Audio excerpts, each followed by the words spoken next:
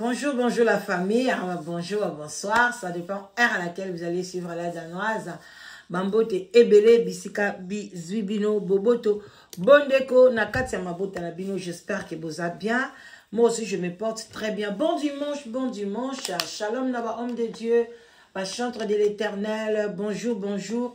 J'espère que vous allez bien, l'équipe bataille bien, église et l'équipe malamou. Vraiment on est là ensemble, mais nous allons parler un peu, Seigneur. Toloba mo mukeba ndekonanga tola msa conscience na biso parce que l'air est grave. C'est le moment ya kofungola misu, c'est le moment ya kotala ndekonanga mwasi ndekonanga mobali et place nini ochaka mbongo na yo bandeko bo raisonner.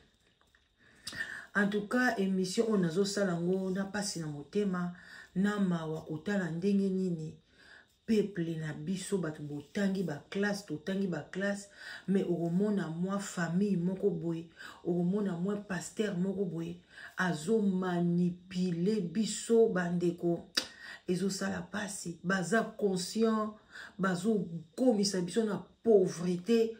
Tozo zanga même ndenga ko bokola bana ndenga ko satisfaire ba vie na biso, tozo zanga même ba pension et comme tant mondimi akufi boye il faut ba contribuer, mais tala moi ça Marcelo akufi mobali ya bimisi mbongo. Est-ce que yo ozana capacité ba kunda yo lokola ba kundi Blanche pona Blanche aza nani ye abotamina mama nini na tata nini?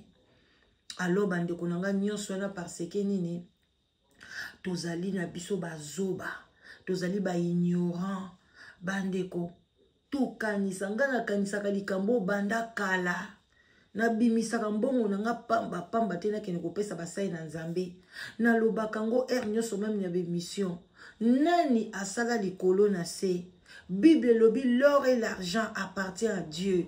Siko mbongo biso to pesa ka basali na nzambe, mbongo to pesa ka bango ekendeke wapi basali la kango nini eza pona nini?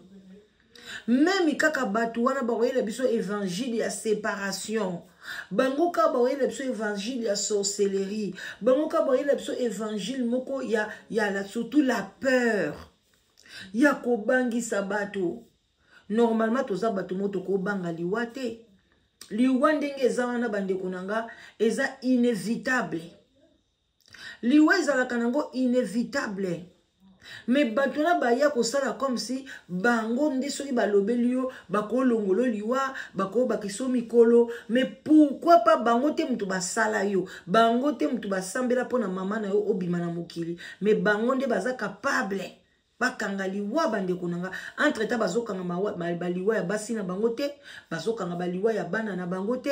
Pasteur Baruch avant kufa awa mwana neye pa kufaki ye moko Marcelo akufeli mobile mwana ba mwasi ba pasteur pe baza ebele ba divorce ba kufela basi. Donc ba makambo nyonso elekaka biso na ba famille bango mo pe baza nango. Surtout la phrase de Marcelo que mwasi na ngai azalaki na esprit de mort, mais yo ba yebisa yo kaka ke olingo kufa okomko banga na kota retraite na kende wapi bandeko eza pasi. Eloko nga na yeli bino lelo awa eza likambo ya famille olangi bandeko. Mama olangi na papa olangi sika bazali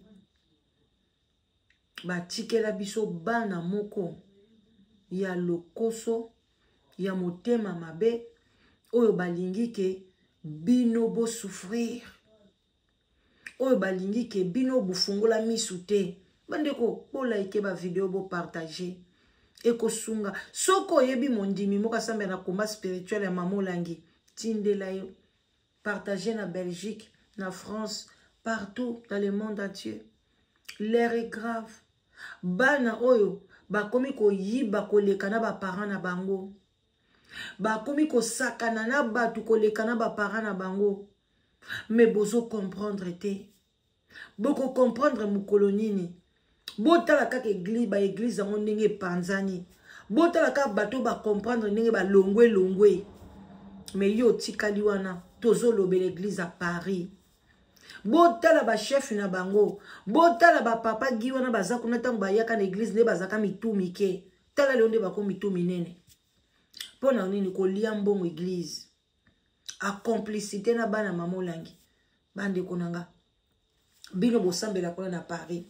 bozela nazwa na mpenza ba note avant na tiela bino ba nacha ba audio bozela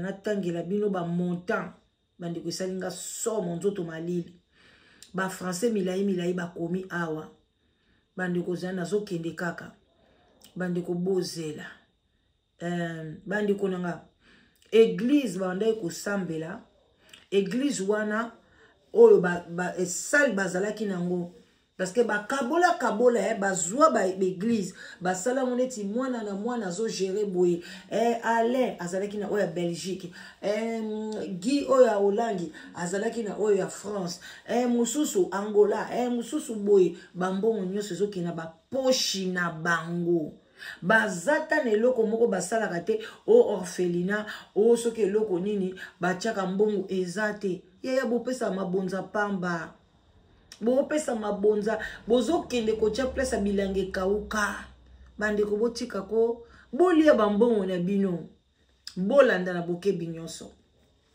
baza na salle moko bandeko futela 6500 par mois bandeko 6500 par mois 6500 wana mwana mamolangi moko abimisaka mbongo kuna te ni mwana papa olangi ndi mongo mamolangi atikaki na banque pona bafutaka sali wana te sali wana efutamaka na mbongo ya bandimi bozolanda mbongo na bino efutaka sali wana ezalaki na valeur ya 6500 lelo ndenge tozoloba boye kecha aye alobi alingi sali wana te baswani na yaya na ye aye alobi ke parce que yaya na ye azokanga mbongo bazomona mbongo clair te bakonzo baza kuna bazomona sous clair te gi aye kotelemela bango kecha alobi babima na sali wana babimi bazwa sali mosusu eza na valeur ya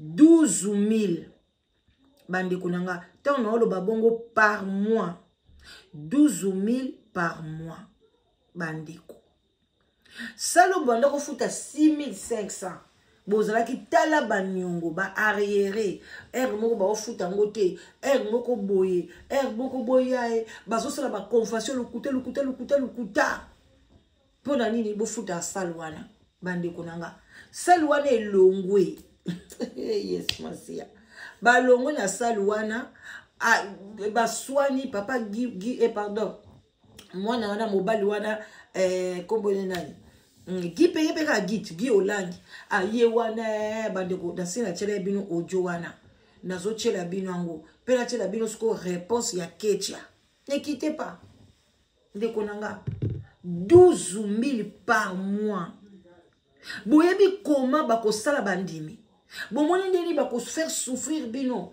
maloba mo banda ko chela bino ya choquante kaka maloba ya pasi bo sala boye bo seme pona bana pona boye yaya ozuize mina yo normal oboti mwana na normal pona mwana na bokwama ekomi semele mbongo salela eboy mbongo na nyoso bozo ba place baso tchengo te batu oyo ba pasteur o bandeko nanga bayaki pona ba faire souffrir peuple eza lokola colonisation mususu eye na kati ya mboka na biso bandeko bofungola misu l'air est grave botala makabo bala mamolangi basali na Paris sala 6500 bazokoka kofuta ngo te bongo babimi na sali wana azwili bango sali ya 12000 sali eza na toilette te eza na eloko malunga te bino moko babanda suko bongisa entre temps bofutaka mobali wana 12000 azoloba ke eza sala malamu eza normal yaya bobanda zo 12000 yango wapi o meme boza 3000 na kati kuna bobanda zo mbongo yango wapi bopesaka chaque mois 12000 yaya boza na ba dépense na mandako na bino te na ba famille na bino te bokoki kosepelisa bana na bino te vacances yango mbongo ekendeke pa nzambe pa aza na ye te Dieu n'est pas là soki mwana wana Ketia aye koyebisa bino bobengaki soki général soki caporal Ketia soki ye aye koyebisa bino ke bozwa sala 12000 pona moni ke na tango ezaki na 6500 mbongo ezokota koleka 12000 bazoyiba bien.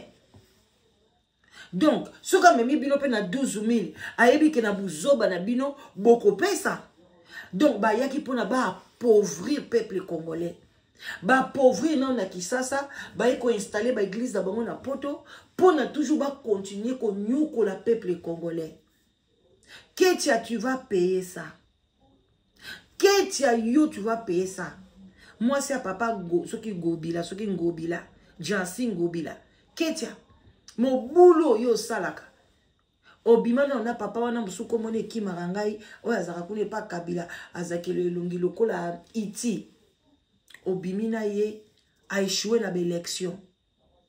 Oye pa ya papa gobila a échoué na l'élection na epona ko balongoli. Ozuta mona na malédiction ketia. Mibali nyonso bimana bango, mobali wa bota na ebana. Otikela malédiction. Akoma muta ba kwiti. Akoma kolala kana botel. Uzango se malédiction. So bimina mobali fo mobali wana zana malédiction. Ya yo moko ketia omona kangote. Ozo lelisa batu ketia tu vas pleurer toute ta vie. Il y aura un temps ketia, écoute-moi bien. Bandiko boka ta partie au botin de la ketia. Ketia, tu sais ce que tu fais aux mamans là. Ba maman pleureuse qui pleure pour na l'autre côté. Juste à la fin, bas sur enveloppe ba pesa yo. Yo comme ma femme entrepreneuse. O memaka bato bazali or. Ya combat spirituel. Otambola bango na poto awa. Na mbongo ba maman pleureuse bazolela. Un jour tu vas pleurer toi et tes enfants. Tu vas pleurer. Oh mbongo yangwana mais ozo lela, ozo souffrir pas si moko ozo soyon zoto bobimba. Mais bazo traiter malade des hommes na te. Okolela koleka ba maman no lelisaka. Toi tu as quel âge pour faire ça? Est-ce que vraiment Nzamba lobela kio? Et puis moi je comprends pas. Tu amènes l'esprit des morts. Na kati église. Esprit de mort. Ceux qui n'ont pas passage wana ketia, je vais mettre ça. Ceux qui ont dit que l'autre a mort et la kisi ni ketia. Na vivant de ta maman. Yo ke ne ko l'autre muta kufa, maman na ko kotso, maman na bino ko entre prière. Entre prière mais yo tu vois ozo comme ozo mona maman na yo. Aye ko loba na yo pona église à Paris. Ozo kote esprit de mort na kati église. Vous allez voir des banda ko kufa. Donc ketia zo mona maman na yo ya kufa. Alors que de son vivant de sa mère, tu soko loti muta kufa et un grand problème. Ko ke n'écoute ko yebi c'était pona ko kote so na ba prière na ba jeune prière moko vino moko lapa. Maman no kutu akufi. Papa no akufi. Oh akufi wapi?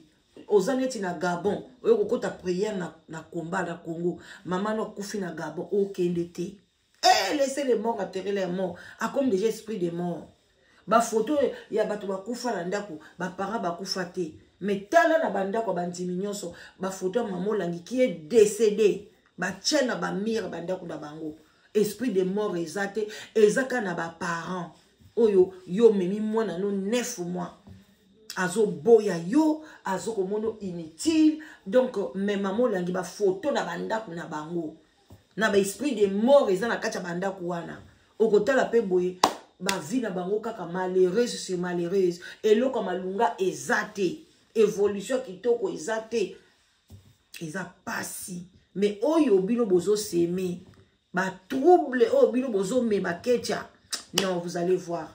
Dieu va vous punir. Dieu va... Ah, bah, il y a que chicoter. Bande konanga Paris. Sortez na église wana. Ne donnez rien. Bah, yé pour na pas ba appauvrir bino. Comment vous en a salle à 6500? Bozo ko futa mona pasi. Bolo mwana boke kote na salle à 12000. Hein? Tela makambo ba sali na Belgique. Ba sali tout ba panz église à Belgique. Ba boto la yango kaka. Mais l'air le ba panzani. Bazui batouana musuba ketia bango. Bazo futa saluana. Ceux qui par heure. Ceux qui par semaine. 3000 euros. Ceux qui par semaine. Si ko banani ba futa rango. Bana wana moula ngite.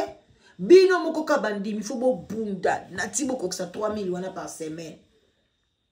Si ko so bo kokite. Basundo l'église à Belgique wana. bakimi.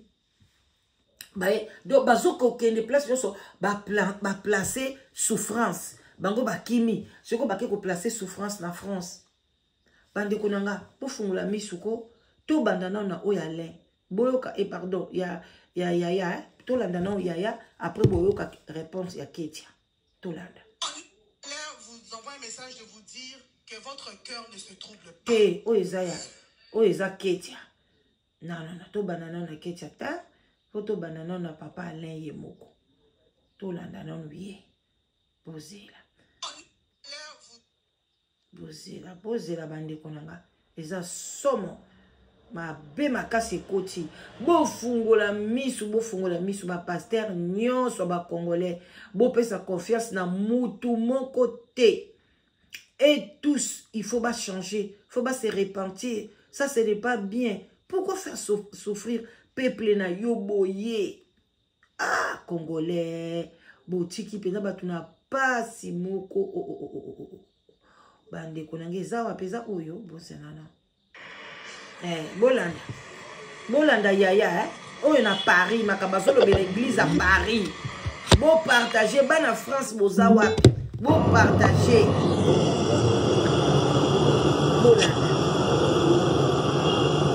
Chers amis de la Fondation Languirocho, du ministère chrétien du combat spirituel, je vous salue tous dans le nom merveilleux de notre Seigneur Jésus-Christ. Là, je suis obligé de faire ce direct parce que je n'ai plus d'autre choix. Devant des mercenaires dans le champ de Dieu, devant des escrocs, des voleurs dans le champ de Dieu, je suis obligé aujourd'hui maintenant de faire cette vidéo.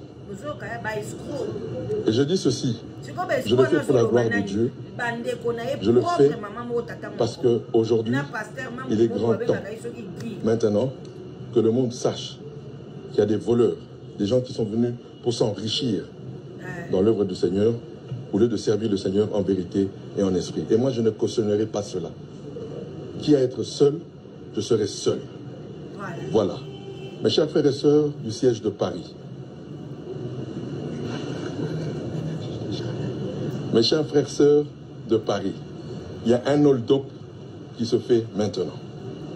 Nous avons géré Paris, moi et Madame Da Silva, dans la paix, dans la concorde, dans la transparence. Aucun de nous n'a pris de l'argent à Paris. Aucun de nous n'a pris même un franc pour ses propres besoins. Ni même quand on venait là-bas pour l'hôtel, rien du tout. Et nous avons géré ce siège sans problème. Depuis que nous avons pris la nouvelle salle, aucune dette de loyer. Le loyer a été payé à temps. La bergerie a été payée à temps. Tout le monde a été honoré. Que ce soit même les missionnaires avec leurs 100 € par semaine. Et aujourd'hui, tous ceux qui volaient, les escrocs, les voleurs, au sein de la Fondation Langue et du ministère chrétien du combat spirituel, n'ont pas été contents de cette gestion. Paris, je vous prends à témoin. Nous n'avons jamais touché l'argent du partenariat. L'argent du partenariat était là sans problème. Et aujourd'hui, par celui, Papa Guy Lissamba, car c'est lui le plus grand magouilleur de Paris. C'est lui qui orchestre tout. Depuis qu'il n'avait plus la gestion indirecte ou directe, il s'est arrangé pour s'aimer ce qui se passe aujourd'hui. Papa Guy Lissamba, tu as toute la responsabilité. Et je te dénonce aujourd'hui devant tout le monde. Tu as cette responsabilité du désordre aujourd'hui qu'il y a à Paris. Moi, je lave mes mains Paris. J'ai demandé au partenariat. On l'a menacé, le président, on a menacé le comité. Par Ketia Olangi, par Sophie Olangi, sous la couverture du président de la fondation. Ils ont menacé le partenariat de libérer l'argent. Voilà. Ils l'ont fait. Gloire à Dieu. Je demande... Ketia Olangi. Ok? Bosoyoka. Bande konaye propre. Bakoti kuna. Bazo yi bambongo bilo bozo moni la pasi. Mama hiver malili. Poto malili. Ba mame bele ba démarche beba. Misala ba chambre mi kongwe bukana. pona bozwa mbongo na bino bokenda kopesa bango bazolia kecha koso batala bakabelo kokende kokota kosalisa nzoto tango nyonso bango nyonso to bozoloba o nani asalisaka nzoto mwasi ya Marcelo na bakecha wana bakenda kosalisa banzoto bandeko bozomona bambongo na bino oya zoloba ngo nani ndeko na bango mama moko tata moko bofungola matoyi bandeko bobima na bisika wana baza bamiyibi bozoyoka te à part likolo nango bakota basecte ya baframason basecte ya barose croix basecte ya misala mabe bayelaka bino bamalédiction bamaladi botalaka depuis babibokotala binzambi botala ndenge la mort surabonde na kati ya communauté moko ekufela bato memi awa bazolo bango ba pompe funèbre bazolo ba me eza eloko ni ekoti na kati ya London eloko ni ekoti na kati ya Angleterre communauté bagana ya banani bazokufa lokwa ba congolais bazokufa te. Est-ce que bozo tozolo tozo mituna eza nini eza ba vague oyo ya ba pasteur bake kosimba bakisi bazoya kozwa batu na kati ya ba église ya bobima boyeba ma place ni ozo sambela soko monika pasteur aza lokoso mbongo lelo alingia lo ba séminaire aboy lelo botia mbongo ya boy to tonga église to sombe église ya bima boba ndoko sambela libanda na ba parc nzamba yoka ka prière bato partout ayoka ngoka na kati église te ayoka ngolda ba instrument église te non bande kunanga botala bana mamola ngia tiki ndenge bazoya koyiba baninga na bango bozomona ye azalaki nango na France wana asali nyonso akangi masolo bana wana bayeba ye kobeta gi coup d'état bake trouver gi mususu asambelaka kuna akanga masolo bakima église oyo ya bandeki kogere oyo ya 6500 babimisa église musu ya sika bomoni je basali babimisa église musu ya sika balobake tolongwe na biso na salle wana lokola yazanga na kisasa akogera ndeni bayeka partir lelo tosambela isu awate tozu toke na salle mususu yesu ko gi église place os azanaki kocha motema salle etikali vide bandimi nyonso balandi bake na salle kuna pa ikecha azoloba makambo bomoni ba sikotango balongwe bake bango nyonso église asika fuko pesa garantie il faut bambongo wana nyonso kecha ye nango te bokolanda ye boyoka tokene na tosisa gi partenariat libérer cet argent qu'ils fassent ce qu'ils vont faire avec la complicité de papa Guy Samba. Aujourd'hui Paris, moi je me désengage, Maman da Silva se désengage et je le fais publiquement. Pourquoi nous le faisons sans hypocrisie? Vous me connaissez comment j'ai toujours été direct. Je me désengage. Une bonne gestion. Et aujourd'hui, tous ceux qui géraient ont eu des problèmes. Maman Deborah, Maman Barak, on les a chassés comme des vauriens le dimanche dernier. Voilà, aujourd'hui, je suis venu dénoncer ce qui se passe. Voilà pourquoi je lave mes mains. Bato bandeki ko gérer na compte na France. Ba bengani bango kecha bengani bango. Azui papa Guy wana musu ya France. Abi Lucas Sali mususu. Toko ba donc ba betani ba coup d'état. Siko bo bisanga bonzambe za wapi? Est-ce que bozo mona ou bien bo mona ate? Ngana kama makambo biso to mona katolo baka plio bino boko bolo baka ngo pliba mais bosala kango pété bozaka wana nazwe bate bazwa bino ba cerveau balangwisa bino masanga bokoma ba aliéné mental balongola bino mayele bozo mona teke bonzambe ezate bozo mona teke mamola ngina papola ngi bakenda na masolo na bango batikela bino nde zunguluke bozo comprendre bango te botala bana mais bana ha bokoyeba tozoleka. Pour le siège de Paris, nous lavons nos mains. Maman da Silva et moi, nous lavons nos mains. Que le Seigneur vous bénisse. Paris, je vous aime beaucoup. Je vous ai donné mon temps, je vous ai donné ma gestion, je vous ai donné tout. Je n'ai rien pris, Paris, je n'ai pris aucun franc, aucun euro. J'ai laissé l'argent du partenariat. Aujourd'hui, on va dévaliser cette caisse par des voleurs et des escrocs, soi-disant cette salle qui n'a pas de toilette, qui n'est pas en état sanitaire. Alors que Papa Bonheur nous a donné cette salle-là où nous étions et où nous aurions eu un contrat. Est-ce que Bino moko be bato a combat spirituel à Paris.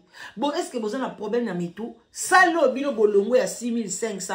Ezalaki na toilette, ezalaki na makambo nyonso. Ba ye ko pesa bino sali ya pressé, eza na toilette te. Bokanda ko kende ko luaka ba toilette wana o ba bengaka portable. Chaque dimanche ba ye ba tie wana, bo subi bo sali boye, ale ba ye ba longoli. Est-ce que mitou na mi les osal?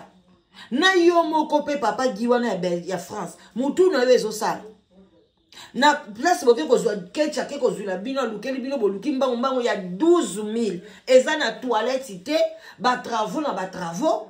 Donc bozo sakana na batu. Est-ce que penza gi oyo zalaka kuna na France? Osio salata kayu na vie na yo. Okenda pena musala penda boy pendant le temps au monde baninga ba souffraka na musala.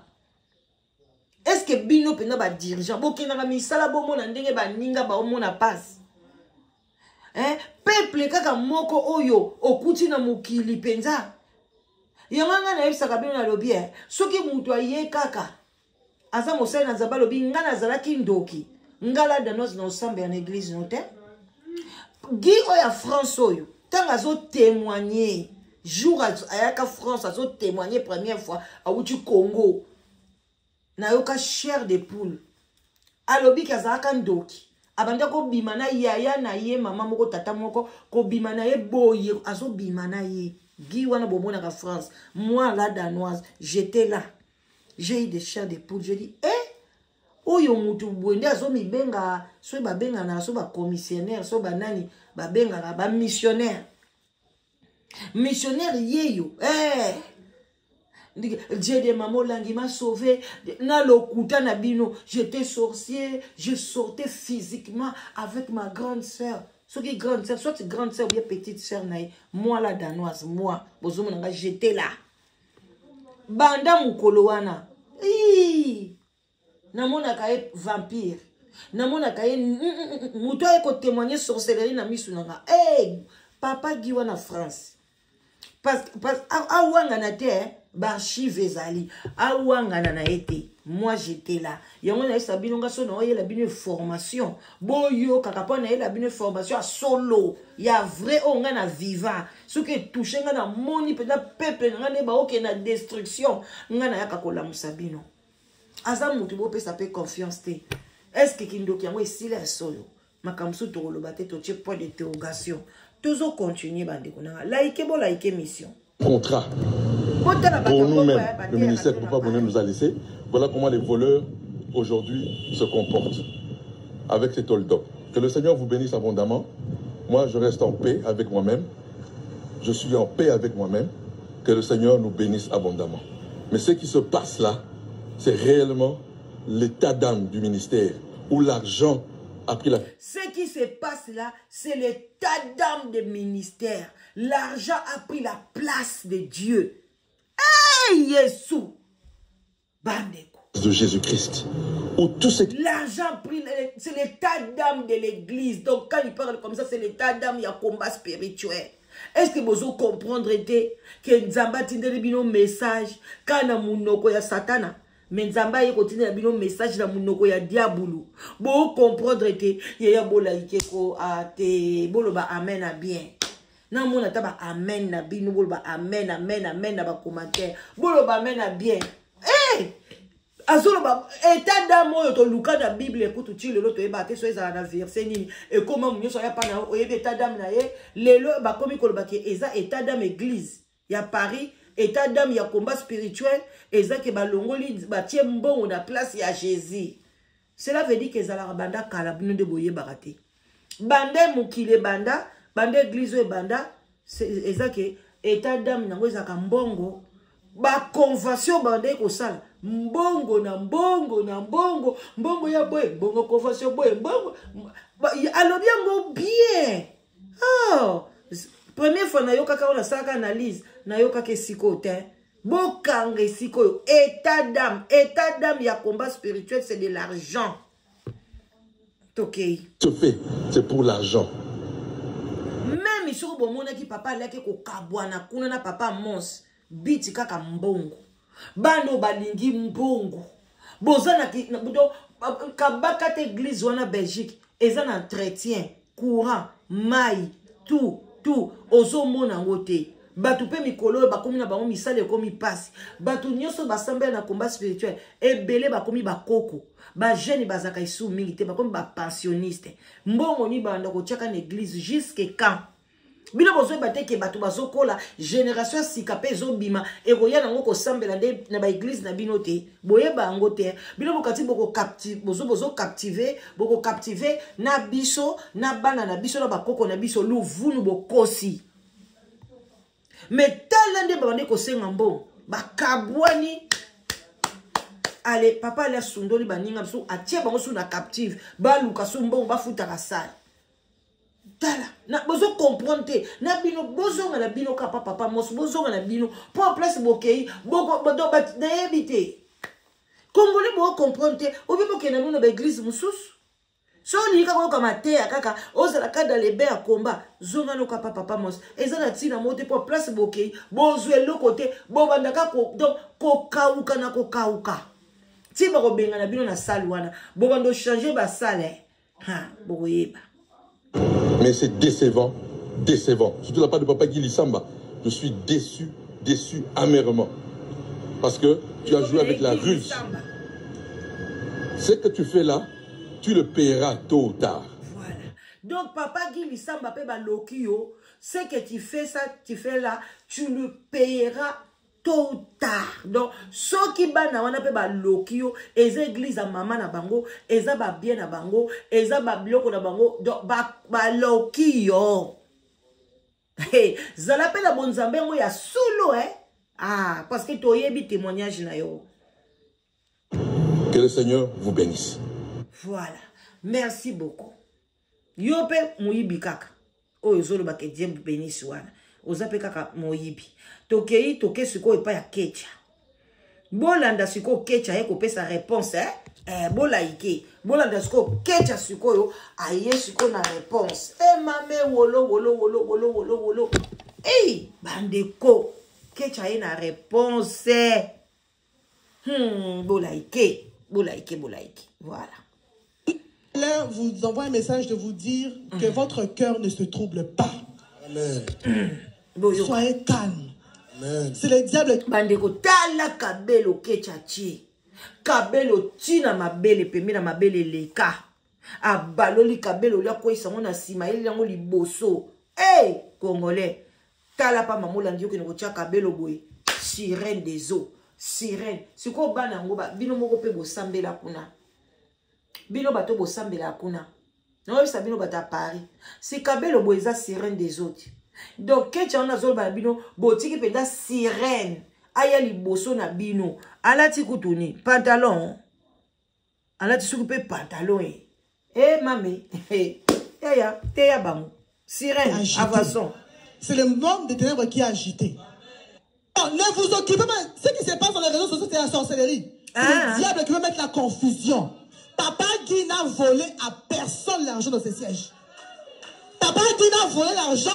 D'abord, à côté, il y a un pantalon. Ce que maman Langi a toujours refusé. Abimi c'est pendant sorcellerie nae. Bande kufona ke no luka penza ya solo penza. Oyo bakati kaka extrait. Na ke luka penza ngo mo bimba nango. Photo cha mo bimba nango. On a le temps. On a le temps maman. On a le temps. Bozela na luka mo bimba nango boite. Bozela. Bozela mana ke na YouTube na ke luka mo bimba nango. Eh, c'est qu'on parle de la réseau social, c'est la sorcellerie. Ce n'est pas la sorcellerie, oh. Tu m'as, oh. Parce que c'est ton frère, Moutoua Memi. Bolandi, Abi, oh, yo, yaya, nae, parce que c'est son frère qui a amené ça sur les réseaux sociaux. Donc, oh, yo, Guy, aye, c'est la sorcellerie. Donc, yaya, nae, Guy, Azanandoki, Guy, Olangi, c'est un sorcier. Et bimi na munoko nae, bozela. Bozela na tchela bino. Bozela na publicité. Bozela to yo kango penga awa bien ki toko makasi bolanda. Allez bolanda Soyez calme. Amen. C'est le diable qui est agité. C'est le monde des ténèbres qui est agité. Alors, le message que je voulais... Un message. C'est le diable qui est agité. C'est le monde de dehors qui est agité. Pas maman. Biso to vandi na biso. Agitation ya nini.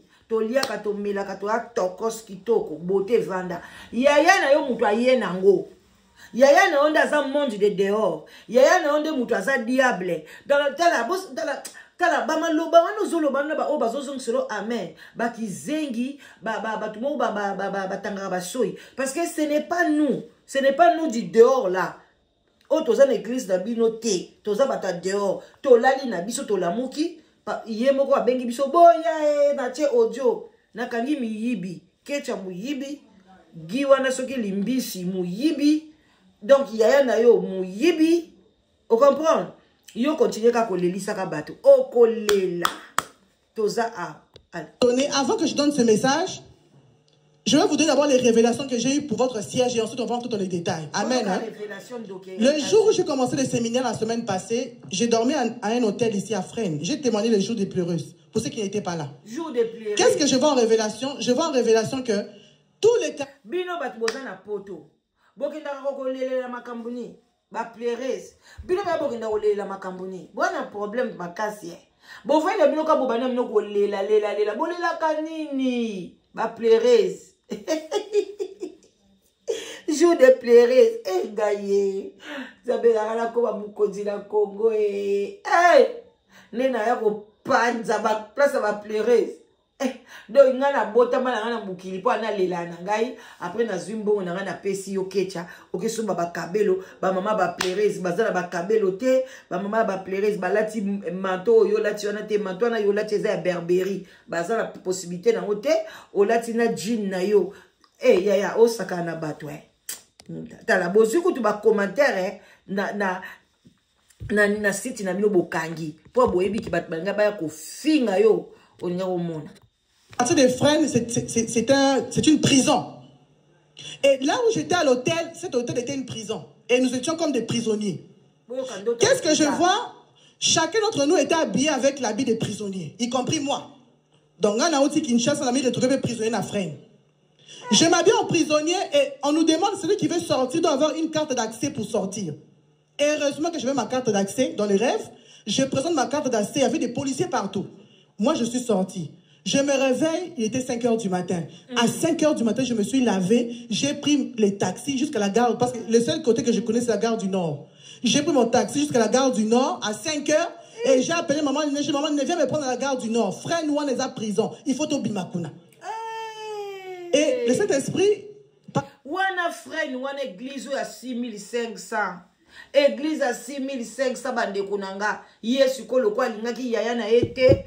Alobi amonyango ekomi prison place yaya na ye babande ko sambela ye nzabala kiseke na Fresnes eza prison na ye mutayaki convention ye pa komi prisonnière tel la bazalaka lokuta na yeso bazana lokuta moko nde ba ye ba ko manipuler makam donc ndoto wa loti diabulu penda muto aloti yango ya solo diabulu mutaye ko ye ko laksa ye makamba lokuta dobo longwa na place à 6500 bokende ce qu'on a place à 12000 là où il y a pas de toilettes bakiti ezate salango eza salite babongisa te. Est-ce que c'est normal? Bolongo ne sika bien aller te diaboloisa tokende.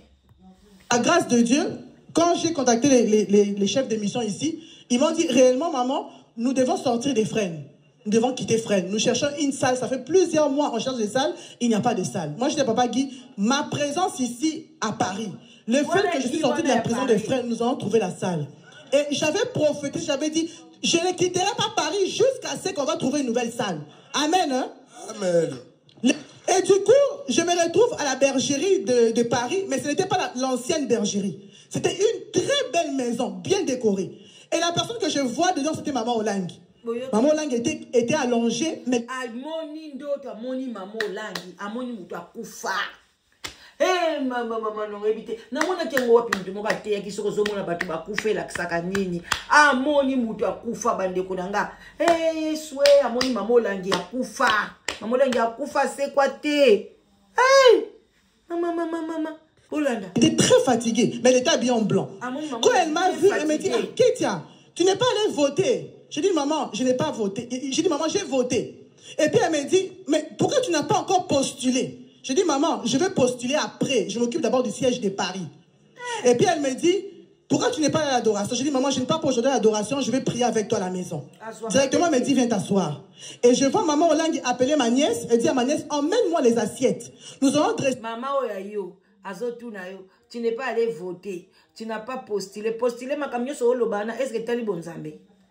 Et tu as bonzambe, la katuana, maman Oyayo, Azotudo, que nous postulé. Na politique, ya mouyibi, ya lokuta, o bazo nyoko la batu. Maman na yo koutie fatigué.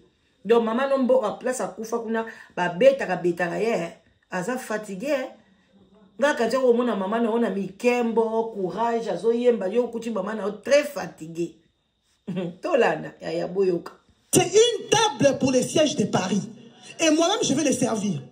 Alors je vois maman là, elle est en train de choisir des assiettes avec ma titia et puis elle me dit toi occupe-toi des verres, toi tu vas servir à boire, moi je vais servir les assiettes. Du coup, je me réveille, c'était la révélation. À un moment, vers 5 heures, je prie, je dors encore. Là, c'est... Yo lotando to batandi mesa bolingi bozo lia. Eza ni ki sorcellerie. Eza sorcellerie. Ndenge baloba na biso o loto zo lia na butu. Ya ko servir à boire makila ya bato. Alors maman ko pesa basani misuni ya bato. Omoni sorcellerie nde ba ote abino na misu makasi me bo ko fungla misu te. Donc maman bango esika zali donc avant de qu'on a fatigué lambi de ambi sunya batu azuna makila batu na ba coupe yango ka ba lotit bo ba lotani yo ke kolia na okendo ko lota batandi mesa ou bien na maman na comme une nzambe de nzamba lobi na ko tresser table ya to kende ya bino batu boza kuna etali bino wolo bata Paris ba olela bino bo fungula misu bo pesa ka bambongo na ya pamba te oye na moi $2 €2 che kombeka ba dimi wana bo tika na bino ekene pa nzambe te ba sa na nzambe pena bo rolande mission bo loba pena vérité est-ce que dim pena o ba pesa ka nzambe pena yaka kozwango bo lobela pa pena vérité nani azwaka liaka dim wana poni boko ebele bokeli felo pona ba dima bato pour la Bible, les Arabes bon terre. Dieu me dit, entre dans la prison. J'entre dans la prison. Dieu me dit, ouvre les portes. Tu fais sortir tous les combattants. J'ouvre la première porte, c'était Maman Kana qui m'a suivi. Maman Kana qui dit, maman, on libérer Bisso. Quand j'ai commencé à ouvrir les portes, c'était tous les combats spirituels. Tout le monde est sorti de cette prison-là. Et les gens commençaient à me... Bozolanda bien. Est-ce que Bozananga et maman alobi bien combat spirituel là abattu so bazaki na prison na yo mutolongwa ozana kati ya prison donc bokanga mana kuna mama luka délivrance à solo luka délivrance à solo bachaka bino ba prisonnier de guerre kokota na kati ya combat ezalaki bokomaki bokomi ba esclave yaya ba oyo bobimi na combat bosambela nzamba solo bosala moko prière à makasi. Même bata Bruxelles, bosa prière à makasi, bosa délivrance à solo. Bozala qui na katia prison, qu'est-ce a dit ça? Est-ce que beaucoup comprendre? Na bato basi ba longwa, ya bandi ko yako fungola bino, bobima na prison. Pona boke na prison mosusu. Ça n'a rien à voir que qu'est-ce sera fungola na prison. Au rosa loza na prison, batine que na prison mo boye na Boston. Ba monique prison Boston et tondi. Balobia te bato ba ba umen na Boston to longo na bango na prison to même bango na Los Angeles. Donc ozo kene de prison à prison. Ti a ofungola bino bongo katata ye ko libérer bino. Aye ko sa bino na prison et l'équipe passe ko leka kutu oyo zalaki. Ezelo ko bozaki na prison mais bozaki na garde à vue. Yesi ko tango kecha ye ofungola bino. Aye kena bino sko na boloko de boloko. Ya te biso to bima zamba zali zamba yebi poanini yaya bolanda bolaike bo partager on est là me suivre derrière. Les gens commençaient à fuir directement. J'ai dit à maman Kana, j'ai accompli ma mission, je vais rentrer. Je me réveille, c'est le sommeil. Ça c'est les révélations que j'ai eues. Maintenant qu'est-ce qui s'est passé? Le samedi on devait faire la retraite. Je dois vous expliquer pour que vous compreniez pourquoi il y a cette agitation dans le monde des ténèbres. Le samedi on devait faire la retraite à Villiers-le-Bel. Quand on a eu la salle de Villiers-le-Bel, mon frère, ma soeur, pour vous dire que nous sommes venus réellement accomplir l'œuvre de Dieu. Le propriétaire de la salle où on a fait la retraite, quand il a vu comment on a organisé la retraite, lui-même il est chrétien. C'est un turc mais chrétien. Lui-même, il parle au papa Guy et au papa Samuel, il dit, j'ai une salle à vous proposer. Lui-même. Alors, il nous propose la salle, il va à la salle où on a fait l'adoration dimanche. Cette salle-là, c'est la salle, le cadeau que Dieu a donné aux combattants. Hey. Lui-même, il nous accompagne à la salle. Lui-même, il dit, cette salle, c'est votre salle. Et d'ailleurs, dimanche, venez adorer ici. Nous, on lui dit, mais on va adorer ici, il n'y a pas de courant, il n'y a pas de podium. Il dit, là, j'ai même reconnu maman. Il n'y a pas de podium, courant exaté, et l'autre côté. Mais ça, là, moi, les gens valeur, il y a combien par mois? 12 000. Parce que papa, on a proposé bango, on a des Nzambe ndatindi. Nzamba tinda bino na salo, ils ont un courant, ils ont un podium, ils ont tout, surtout toilette exaté. Et bon, boyembe la Nzamba ndeni. Musique et obeta ndeni. Boyoka. Bazanga ka raison te, boyoka raison, oh yazomona ke sala ngoza finale de finale, bolanda. Il nous dit, même s'il n'y a pas de podium, mettez même les tapis adorés. Alors, je dis à papa Guy, ça c'est le cadeau que Dieu nous a donné. Et même les prix, je dois vous dire la vérité. Il nous dit, si vous prenez cette salle, je vous donne le contrat, vous allez me payer 12 000 euros. 12 000 euros pour cette salle-là, c'est un cadeau donné. C'est un cadeau donné. 12 000. Batongo baza combien en France? Si église c'est pendant bato bakenda la bango. Batongo baza combien? Pour le baraka amen pour na rolobate. Bosoba bato bazokanga amen. Msuku bachaka pela ba mabonza te. Bato surtout te bakenda na ba église na bachaka mabonza. Bato nyo surtout te bachaka ba dim. Comment bozo ndima bindi mela 12 000 les alia? Yoko to papa Guy en France azolo ba amen. Kamo 10 000 na 3 000 o escro kakawana. O escro kango soutien. Nyo se bandoke na salle. Au moins ndimo okonda. Ndima kaka amen. Ba yepe ko na piège te. Yo kanti Nzamba otika ka bana ne ba souffrir bino boliaka bozwa o ya 12 000. Bo to ta la place bo yiba lisoso. Tozo ke boyoki salle oyo mwana mwasi oyo aye ko mima bango. Boyo kapé makamnya kolobana yana e. Donc bateau nyo sozolo ba ya dehors azomba baza bandoki bazabo eza son propre frère du même sang. 1000 euros. Alors moi je dis papa Guy, même s'il faut te kandako et tikali ya biso ba olangi torote kango, salle wana torozwango c'est notre salle. On a pris possession. Et le dimanche, c'est lui-même le propriétaire qui nous a montré où louer les groupes électrogènes. Alors bi même ndaku moko bango ba tikali nango ba koteka ngo boteka. Boteka nyonso tu ba le bien mal acquis bokoteka kandi ngo lobi bokoteka bandako nyonso biloko nyonso bokokoma penya donc bondo tamwa na mapapa na ba poussière na makolo. Oui, bokoteka ngo boya kofuta ndaka France. Wana peza je vous encourage. Ou louer les toilettes publiques, c'est lui-même le propriétaire. Et il nous dit lundi, vous venez, on va signer le contrat. Bande kolanga et bon combat c'est quoi à Paris. On veut signer le contrat lundi. On l'appelle toute la journée, il ne répond plus au téléphone.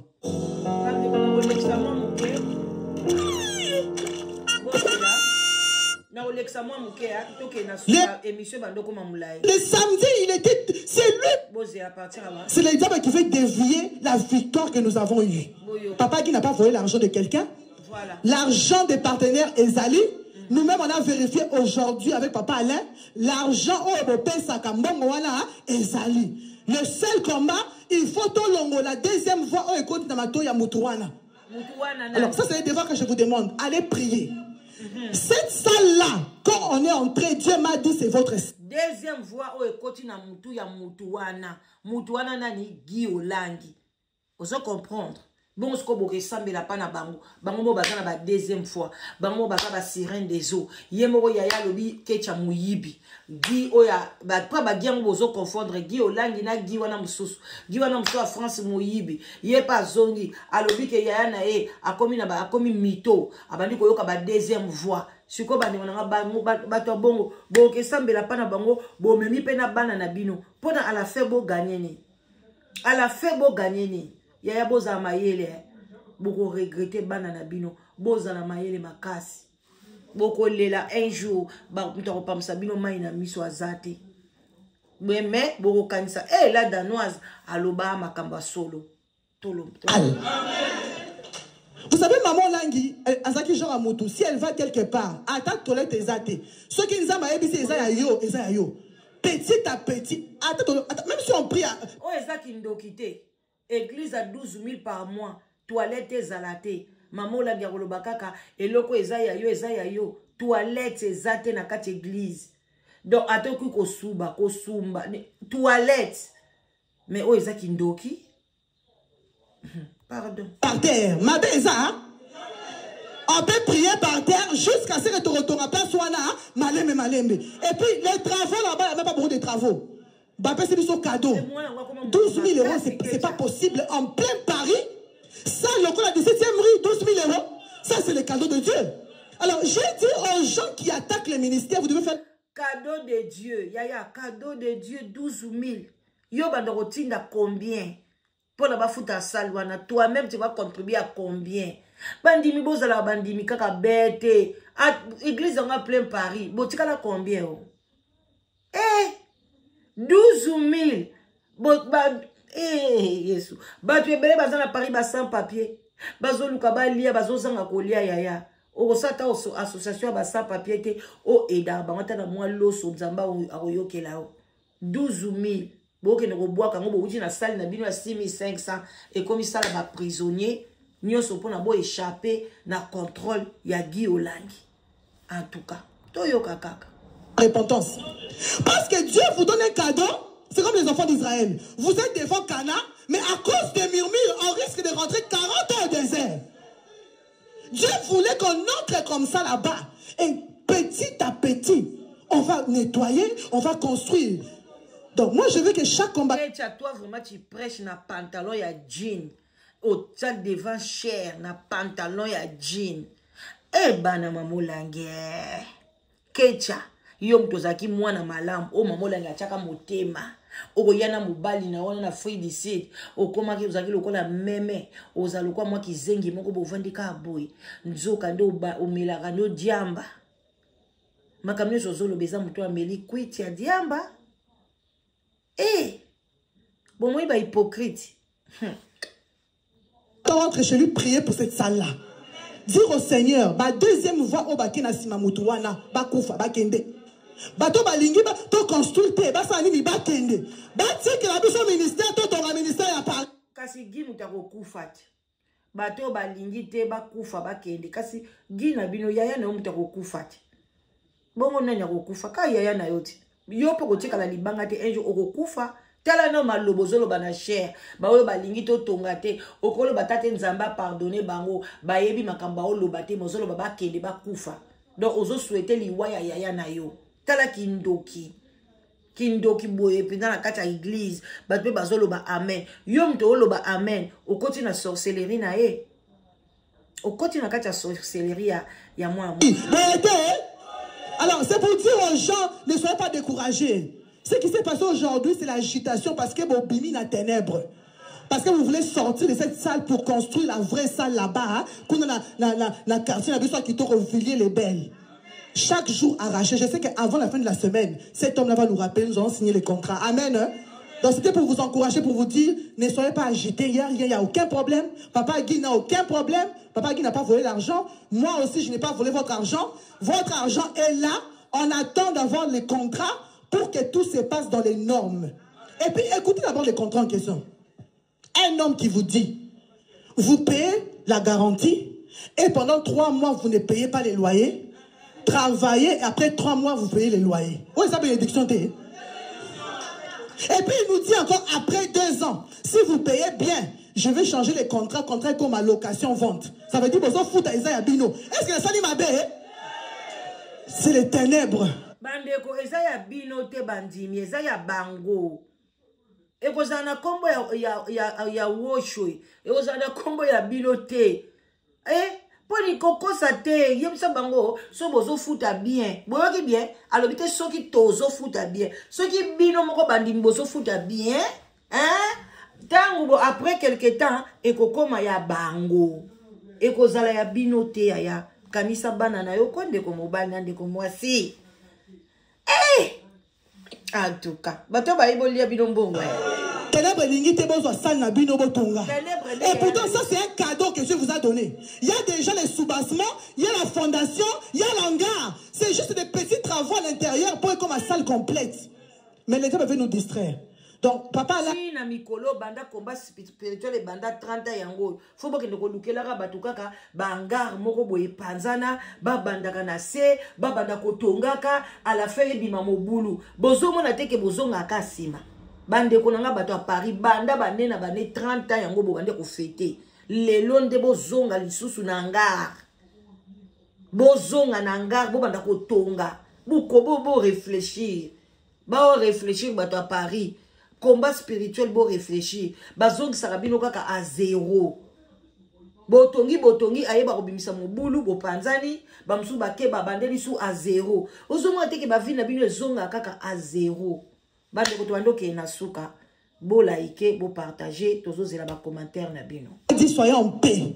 Papa Paul David a été envoûté par ceux qui ne veulent pas l'avancement du ministère. Nous avons pris. Donc papa Paul David, Yaya Nae, azalaki envoûté. Bozo comprendre. Donc, papa, donc, Yaya Naya za envoûté. C'est quoi, bino boke l'église à bateau, baza envoûté. Yaya Naya lobi ke, kecha za muyibi. Baza ba miyibi. Baye ko yiba mbongo. Yesu ka lobi Yaya Naya za envoûté. Bon, moi, le teke bozo kende wapi, Jésus-Christ n'est pas là. Mawapona bino. Bozo ndi manga lelote. Mais un jour, bo ndi mangai. Que Dieu nzamba zaka isukunate nzamba zakunate atikala peta musuko zalate hey boyoki yaya na ye aza voûté mais yaya wana o aza voûté aza na église na ye babenga kango 6/8 assemblée la kabatukuna a prophétisaka mais yaya wana zali envoûté c'est comme balobi apesa la batuni l'envoûtement. Azo tchabino mabo, azo pesa binoni. Envoûtement. Eh mame, boba envoûtement, et si envoûtement, et nzambalo l'envoûtement, ya. Priez pour Papa Paul David, nous l'aimons beaucoup, mais s'il n'est pas dans la vision, nous devons lui dire la vérité. Papa Paul David, Dieu t'aime beaucoup, mais calme-toi. Il n'y a aucun problème ici à Paris. Papa qui n'a pas volé. Et puis, quand tu as solo bana Paul David, Paul David, wana za yaya na ye. Et puis, quand tu as l'andiété, na simanaye, donc ya botami ba Sophie bazali ba nani bazali ti ya eko botama kecha oyo mais tanenga zo manquer ya ne respect très impoli envers son yaya c'est quoi bob sanga ba église ba impolitesse boy boke salani bon moi que c'est Satan qui règne là où il y a Satan ezalaka makamuni bitumba koswana ba confusion ça c'est tout ça o azote abino azo manquer même yaya nae. Est-ce que ça est obligé à couper ça y a un conseil bongo? Vous voyez? Donc, au tché. Argent, moi aussi, je suis juste venu vous aider à quitter la prison des frênes pour aller dans une salle qui est digne des enfants de papa et maman, hein, au Lang. Amen. Hein? Donc, c'était le message que je voulais vous donner. Si vous étiez peut-être troublé par ce qui s'est passé de l'eau aujourd'hui dans les réseaux sociaux, comprenez que c'est le combat spirituel de votre siège. Et à chaque fois que vous voulez avoir la victoire, il faut qu'il y ait un esprit qui vous retarde pour ne pas avancer. Alors, le dévouement. À chaque fois,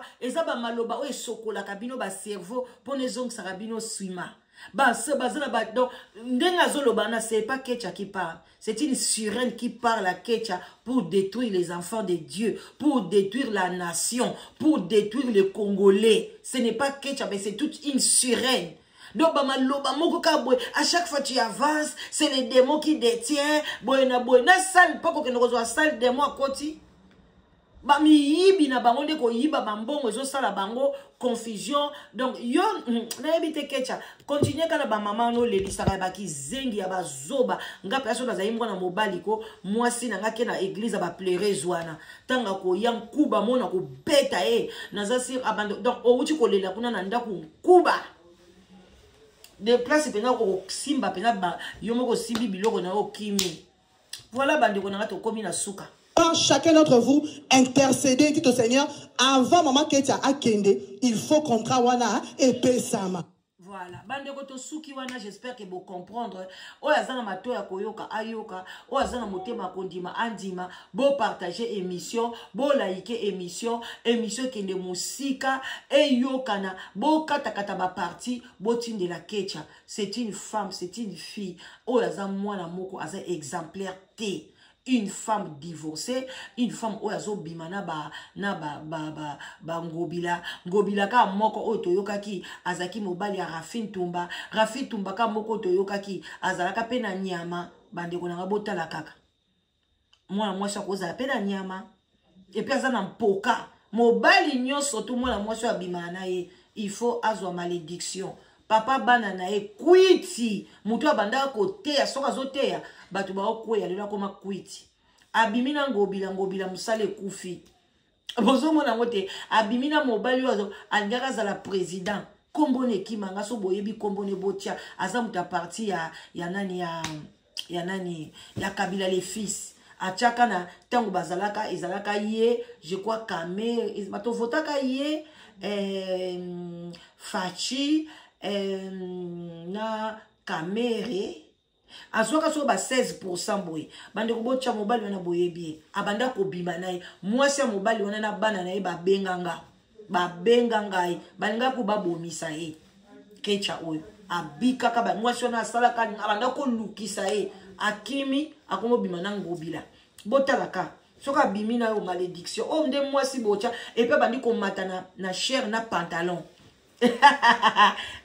abando matana pantalon a jean ale bazwa bana na biso bazwa bandeko na biso bazwa banani bakoma olata bango baroba milai bana basota bakoma lokwa ba mama mikolo entre temps yemoko jeune fille akoma olata ba jean na ye bozo mona makambo pardon mokilo eza pas vous allez payer kecha vous allez payer au nom de Jésus vous allez payer oyo bosali batu vous allez payer tôt ou tard vous allez payer bon continuer beaucoup souffrir bobando lela na ebandi vous allez payer le baké bino mama la bino mema bino 9 mois na libomo bisonde babota biso to kwea lokola Mercedes mais so biso to bimaka na 9 mois ndepé Jésus Christ a bimé na 9 mois vous allez payer on est ici à bon attendez ça likez partagez l'émission je vous love bye bye bisous.